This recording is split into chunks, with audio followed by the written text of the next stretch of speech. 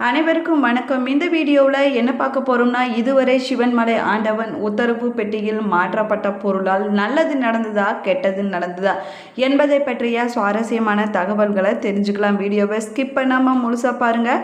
நம்ம சேனலுக்கு புதியவராக இருந்தீங்கன்னா இன்னும் சேனலை சப்ஸ்கிரைப் பண்ணாமல் இருந்தீங்கன்னா சப்ஸ்கிரைப் பண்ணிக்கோங்க. கூடவே இருக்கிற பெல் ஐக்கானையும் கிளிக் பண்ணிக்கோங்க. வாங்க வீடியோக்குள்ளே போகலாம். உங்களுக்கு முருகப்பெருமான் பிடிக்கும் அப்படின்னா ஓம் முருகா போற்றி என்ற வாசகத்தை மறக்காமல் கமெண்ட் பாக்ஸில் கமெண்ட் பண்ணுங்கள். ஒரு நிகழ்வு குறித்து உலகம் அறியும் முன்பே சொல்லக்கூடிய ஒரு சக்தி வாய்ந்த மலைக்கோயில்தான் சிவன்மலை சுப்பிரமணிய சுவாமி ஆலயம்னு சொல்லலாங்க. திருப்பூர் மாவட்டம் காங்கேயத்துக்கு அருகில் சிவன்மலை அமைஞ்சிருக்குன்னு சொல்லலாங்க. அருணகிரி நாதரால் திருப்புகழ பாடப்பட்டு பெருமை கொண்ட முருகன் கோவில்னு சொல்லப்படுது. இந்த தலத்தில் இருக்கக்கூடிய இறைவன் சுப்பிரமணிய சாமி ஆவார். இறை தலைவி பார்த்தீங்கன்னா வள்ளி தெய்வானே ஆகியோர் விளங்குகிறாங்க. தல விருச்சகமாக தொரட்டி மரம் காணப்படுது. தல தீர்த்தமாக காசி தீர்த்தம் இருக்குதுன்னு சொல்லலாங்க. இந்த ஆலயத்தில் நடைபெறக்கூடிய விழாக்கள்னு பார்த்தீங்கன்னா சித்ரா பௌர்ணமி, வைகை விசாகம், மாசி மகம், பங்குனி உத்திரம் போன்ற நிகழ்ச்சிகள் வெகு விமர்சையாக நடைபெறணும் சொல்லப்படுதுங்க. இங்க இருக்கக்கூடிய மூலவர் சுப்பிரமணியர் வள்ளியுடன் ஒரே கருவறையில திருமண கோலத்தில் எழுந்தருளி இருக்கிறார்னு சொல்லப்படுது. பட்டாளி என்ற கிராமமே சிவன்மலை அமைந்துள்ள பகுதியாகவும் சொல்லலாங்க. பால்வளமிக்க வனத்தில் கோயில் கொண்டுள்ள நல்ல மங்கை உடனம்மர் சனீஸ்வரர் மகனே சிவன்மலை சுப்பிரமணிய சுவாமின்னு சொல்லப்படுறாரு. மலைச்சாரல திணைப்புணம் காத்து கொண்டிருந்த வள்ளியம்மையை காதல் திருமணம் செய்து கொண்டு இங்கு முருகப்பெருமான் குடியேறியதாகவும் சொல்லப்படுறாங்க. சிவன் திரிபுரத்தை அளிக்க மேருமலையை வில்லாக பயன்படுத்திய போது அதிலிருந்து சிதறிய ஒரு சிறு பகுதியே சிவன்மலைன்னு சொல்லப்படுதுங்க. பார்வதி மற்றும் அகத்தியர் சிவனை நோக்கி தவம் செய்த தலம்னு சொல்லலாங்க. வள்ளி மலைக்கு சென்று வள்ளியை மனை முடித்த முருகப்பெருமான் இங்கு திரும்பி வந்து குடிகொண்டதாகவும் தல வரலாறு சொல்லுது. அதனால இந்த தலத்தில் முருகன் சுப்பிரமணியராகவும் வள்ளியுடன் காட்சி தருறாருன்னு சொல்லலாங்க. நீங்கள் சிவன்மலைக்கு போயிருந்தீங்கன்னா மறக்காமல் கமெண்ட் பாக்ஸில் கமெண்ட் பண்ணுங்க. சிவன்மலை கோவிலில் பிரசித்தி பெற்றது ஆண்டவன் உத்தரவு பெட்டியாகுங்க. இந்த உத்தரவு பெட்டியில் வைத்து வணங்கக்கூடிய பொருட்கள் நாட்டின் முக்கிய தாக்கத்தை ஏற்படுத்தணும் சொல்லலாங்க. இது போல கடந்த காலங்களில் பல சம்பவங்கள் நடந்திருப்பதாகவும் சொல்லப்படுது. சிவன்மலை ஆண்டவன் உத்தரவு பெட்டியில் இதுவரை தண்ணீர், துப்பாக்கி போன்ற பல பொருட்கள் வைத்து வழிபட்ட போது சுனாமி, போர் போன்றவை வந்ததாகவும் சொல்லப்படுதுங்க. இதே போல பல பொருட்கள் வைத்து இதுவரை வணங்கப்பட்டுள்ளதுன்னு சொல்லலாங்க. இருந்தாலும் சமீப காலமாக சிவன்மலை ஆண்டவன் உத்தரவு பெட்டியில் வைத்து பூஜை செய்யப்படக்கூடிய பொருட்கள் அதிக முக்கியத்துவம் பெற்றுள்ளனன்னு சொல்லப்படுதுங்க. சிவன்மலை முருகப்பெருமான் பக்தரின் கனவில் சென்று குறிப்பிடும் பொருளை அந்த பக்தர் கோவில் அர்ச்சகரிடம் வந்து தெரிவிப்பாராமா. உடனடியாக அர்ச்சகரும் பூக்கட்டி போட்டு அது உண்மைதானா என முருகப்பெருமானிடம் உத்தரவு கேட்பாங்களாம். அப்படி உண்மையான உத்தரவு வந்துவிட்டால் அந்த உத்தரவு பெட்டியில் ஏற்கனவே வைக்கப்பட்டுள்ள பொருளை மாற்றிவிட்டு தற்போது பக்தரின் கனவின் சொன்ன அந்த பொருளை வைத்து வழிபடுவாங்கன்னு சொல்லலாங்க. மீண்டும் அடுத்த பக்தரின் கனவுல சென்று சிவன்மலை ஆண்டவன் மற்றொரு பொருளை வைக்க சொல்லும் வரை முந்தைய சொன்ன பொருளை வைத்து உத்தரவு பெட்டியில பூஜை செய்யப்படும் சொல்லப்படுதுங்க. அப்படி உத்தரவு பெட்டியில் வைத்து பூஜை செய்யக்கூடிய அந்த பொருட்கள் நாட்டின் ஒரு முக்கிய தாக்கத்தை ஏற்படுத்தணும் சொல்லலாங்க. இதுவரைக்கும் ஏராளமான பொருட்கள் ஆண்டவன் உத்தரவு பெட்டியில் வைத்து பூஜை செய்யப்பட்டிருக்குதுன்னு சொல்லப்படுதுங்க. இதுவரைக்கும் சிவன்மலை ஆண்டவன் உத்தரவு பெட்டியில் துப்பாக்கி, ஏற்கலப்பை, அகல் மண் விளக்கு, திருவோடு, ருத்ராட்சம் அடங்கிய திருப்புகழ் புத்தகம் போன்றவை வைத்து வழிபடப்பட்டிருக்குதுன்னு சொல்லலாங்க. சிவன்மலை ஆண்டவன் உத்தரவு பெட்டியில சிறிய கலசத்துடன் கங்கை தீர்த்தம் வைத்தும் பூஜை செய்யப்பட்டிருக்கிறது. சிவன்மலை ஆண்டவர் பக்தரின் கனவில் சொன்னதுபடி திருவோடு முழுவதும் திருநீர் நிரப்ப வைக்கப்பட்டு அதன் மீது ருத்ராட்சம் மற்றும் நோய் தீர்க்கும் பதிகம் அடங்கிய திருப்புகழ் மருந்து புத்தகமும் வைத்து வழிபட்டு வந்ததாகவும் சொல்லப்படுதுங்க. திருவோடு, திருநீர், ருத்ராட்சம், திருப்புகழ் ஆகிய நான்கும் தெய்வீக தன்மை கொண்ட பொருட்களாகவும் சொல்லப்படுதுங்க. இவைகள் முருகப்பெருமான், சிவபெருமான் இருவருக்கும் உரியதாகுமா. திருநீர் அணிந்து திருப்புகழ் படித்தால் தீராத வினைகளும் தீரணும் சொல்லலாங்க.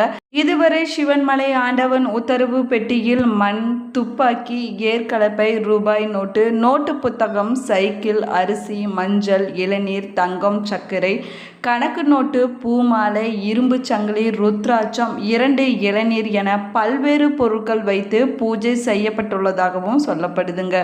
இந்த பொருட்கள் சமுதாயத்தில் ஒரு பெரிய தாக்கத்தை ஏற்படுத்தியிருக்குன்னு சொல்லலாங்க. இதைத் தொடர்ந்து சிவன்மலை ஆண்டவன் உத்தரவு பெட்டியில் வைக்கோல் வைத்து பூஜை செய்யப்பட்டது. சிவன்மலை ஆண்டவன் உத்தரவு பெட்டியில் எந்த பொருள் வைத்து பூஜை செய்யப்படுகிறதோ அந்த பொருள் சமுதாயத்தில் ஏதாவது ஒரு வகையில் தாக்கத்தை ஏற்படுத்தணும் சொல்லலாங்க. வைக்கோல் தீவனம் சம்பந்தமான நிகழ்வு நடக்க போவதை உணர்த்துன்னு சொல்லப்படுதுங்க. சிவன்மலை ஆண்டவன் உத்தரவு பெட்டியில் தற்போது கற்பூரம், பிரம்பு வைத்து பூஜை செய்யப்பட்டு வருதுன்னு சொல்லலாங்க. இந்த கோவில் பார்த்தீங்கன்னா காங்கயத்திலிருந்து சுமார் 5 கிலோமீட்டர் தொலைவில் சிவன்மலை மீது அமைஞ்சிருக்குன்னு சொல்லலாங்க. சிவன்மலை மீதுள்ள கோவிலை நடைப்பயணமாக அடைய 496 படிக்கட்டுகள் கொண்ட மலைப்பாதை அமைக்கப்பட்டிருக்கிறதாகவும் சொல்லப்படுதுங்க. வாகனங்கள் மூலமாக கோவிலுக்கு செல்ல தனிப்பாதையும் அமைக்கப்பட்டிருக்குதான். கோவில் நிர்வாகத்தார மலை மீதுள்ள கோவிலுக்கு பேருந்து வசதியும் செய்யப்பட்டுள்ளதுன்னு சொல்லலாங்க. தனியார் வாகனங்களின் மூலமாகவும் கோவிலுக்கு செல்லலாங்க. சிவவாகியர் என்னும் நூலை எழுதிய சிவவாகிய சித்தர் சிவன்மலையிலேயே தங்கி தமது விருப்ப தெய்வமான முருகப்பெருமானுக்கு திருக்கோவில் எழுப்பி வழிபட்டதாகவும் சொல்லப்படுதுங்க. அவர் பெயராலேயே இந்த மலை சிவன்மலை என்றும் அழைக்கப்படுதாமா. மலைப்படியில் நடந்து செல்லும் போதே பக்தர்கள் ஓய்வெடுப்பதற்காக பல கற்பந்தர்கள் அதாவது மண்டபங்கள் அமைக்கப்பட்டிருப்பதாகவும் சொல்லப்படுதுங்க. இந்த ஆலயத்தில் பார்த்திங்கன்னா தினசரியாக 5 கால பூஜைகள் நடைபெறுது. முதல் கால பூஜை பார்த்திங்கன்னா காலை 6 மணிக்கு தொடங்குகிறது. காலசந்தி பூஜை பார்த்திங்கன்னா 9 மணிக்கும் தொடங்குகிறது. உச்சிக்கால பூஜை மதியம் 12 மணிக்கு தொடங்குகிறது. சாயரட்ச பூஜை மாலை 6 மணிக்கும், அர்த்தஜாம பூஜை இரவு 8 மணியோடு பூஜைகள் நிறைவடைதுன்னு சொல்லலாங்க. இந்த 6 கால பூஜைகள் தினசரி நடைபெறும்னு சொல்லப்படுதுங்க. சிவன்மலையில் இன்றுமே ஏராளமான சித்தர்கள் தவம் செய்து கொண்டிருக்கிறாங்களாம். புண்ணியம் செய்தவக கண்களில் தான் அவ்வப்போது சித்தர்கள் தெரிவதாகவும் சொல்லப்படுதுங்க. இந்த தலத்தில் முருகனுடைய பக்தையான ஒரு பெண்ணு காசி சென்று நீராட விரும்பிய போதும் காசி செல்ல வசதி இல்லாததுனால மனம் வருந்திய தன் பக்தைக்காக முருகப்பெருமான் காசி தீர்த்தத்தை இந்த தலத்திற்கே வரவழைத்ததாகவும் சொல்லப்படுதுங்க. சிவன்மலை கோவிலுக்கு வெளியில தீபத்தூண் அமைஞ்சிருக்குது. அந்த தூணின் அடிப்புறத்தில் விநாயகர் கிழக்கே, சூலம் தெற்கே, மயில் வடக்கே மற்றும் தண்டபாணி மேற்கே என வடிவமைக்கப்பட்டுள்ளதாகவும் சொல்லலாங்க. கோவிலின் உள்ளே தெற்கு பிரகாரத்தில் கைலாசநாதர், நானம்பிகை சன்னதியும் கிழக்கு முகமாக காணப்படுது. மேற்கு பிரகாரத்தில் தென்மேற்கு மூலையில் கன்னி மூலை விநாயகரும், வடமேற்கில் தண்டாயுதபாணியும், கருவறையின் வெளிச்சுவற்றில் தட்சிணாமூர்த்தி, துர்க்கைக்கு எதிரில் சண்டிகேஸ்வரர் ஆகியோர் காணப்படுறாங்கன்னு சொல்லலாங்க. அது மட்டும் இல்லாமல் சனி பகவானுக்கு என்று தனி சன்னதியும் அமைஞ்சிருக்கு. அதை தவிர நவகிரக சன்னதியும் அடுத்து பைரவர் சன்னதியும் அமைஞ்சிருக்குன்னு சொல்லலாங்க.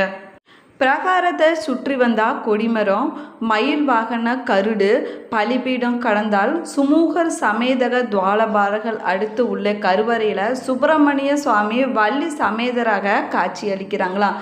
இந்த கோவிலில் தலை விருட்சமாக தொரட்டி மரம் திகழுதுன்னு சொல்லலாங்க. சிவன்மலை முருகன் கோவில் கிபி 10ஆம் நூற்றாண்டில் சோழர்களால் கட்டப்பட்டதுன்னு சொல்லப்படுது. சிவன் திருப்புறத்தை அளிக்க மேருமலையை வில்லாக பயன்படுத்திய போது அதிலிருந்து ஒரு சிதறிய பகுதியே சிவன்மலைன்னு சொல்லப்படுது. இது பார்வதி மற்றும் அகத்தியர் சிவனை நோக்கி தவம் செய்த தலம்னு சொல்லலாங்க. வள்ளிமலைக்கு சென்று வள்ளியை மனம் முடித்த முருகப்பெருமான் வள்ளியுடன் இங்கு வந்து குடியேறியதாகவும் சொல்லப்படுது. இந்த கோவிலில் ஆண்டவன் உத்தரவின் பெயரில் ஒரு பொருளை வைத்து சிறப்பு பூஜை செய்யப்படுவது வழக்கமாக இருந்து வருதுங்க. பூஜைக்கு பிறகு அந்த பொருள் உத்தரவு பெட்டி என்றழைக்கக்கூடிய கண்ணாடி பெட்டிக்குள் பக்தர்களின் பார்வைக்காக வைக்கப்படுதுன்னு சொல்லலாங்க. திருத்தலங்களை போல் இல்லாமல் இங்கு முதல் வழிபாடு முருகப்பெருமானுக்கே நடைபெறுது. மற்ற திருத்தலங்களில் பார்த்திங்கன்னா முதல் வழிபாடு பிள்ளையாருக்கு நடக்குன்னு சொல்லலாங்க. அது மட்டும் இல்லாமல் இந்த சிவன் மலையில் நவகிரகங்கள் அனைத்துமே சூரிய பகவானை பார்த்து நிற்கின்றன என்றும் சொல்லப்படுதுங்க. ஸ்ரீ ஞானாம்பிகை சமேதர ஸ்ரீ கைலாசநாதர் சன்னதியும் காணப்படுது. அது மட்டும் இல்லாமல் சிவபெருமான் உமையம்மைக்கும் நவ கன்னியர்களுக்கும் தரிசனம் தந்தருளிய தலமாகவும் சொல்லப்படுதுங்க. இந்த பதிவை நீங்கள் பயன்பெறும் வகையில் அமைஞ்சிருக்கும் என்று நினைக்கிறேன். இந்த பதிவு உங்களுக்கு பிடிச்சிருந்தால் லைக் பண்ணுங்கள், ஷேர் பண்ணுங்கள், கமெண்ட் பண்ணுங்கள். இன்னும் சேனலை சப்ஸ்கிரைப் பண்ணாமல் இருந்தீங்கன்னா சப்ஸ்கிரைப் பண்ணிக்கோங்க. கூடவே இருக்கிற பெல் ஐக்கானையும் கிளிக் பண்ணிக்கோங்க. உங்களுக்கு முருகப்பெருமான் பிடிக்கும் அப்படின்னா கந்தன் பாதம் கனவிலும் போற்று என்ற வாசகத்தை மறக்காமல் கமெண்ட் பாக்ஸில் கமெண்ட் பண்ணுங்கள்.